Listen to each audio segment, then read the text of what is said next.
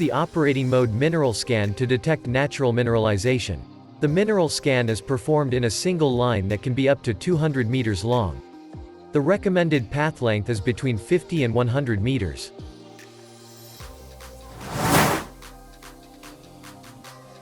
Connect the super sensor and start the operating mode Mineral Scan. Select the impulse mode. Use automatic for smooth and flat terrain or manual for rough terrain.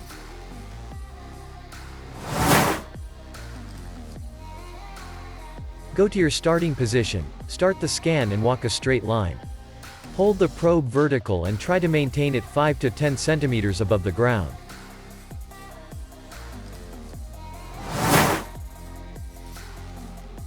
You may pause and continue your current scan during the measurement.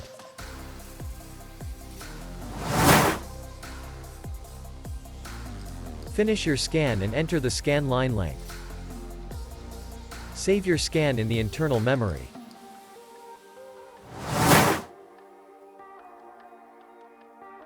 Transfer your scan to your notebook for documentation purposes and detailed analyses in Visualizer 3D Studio.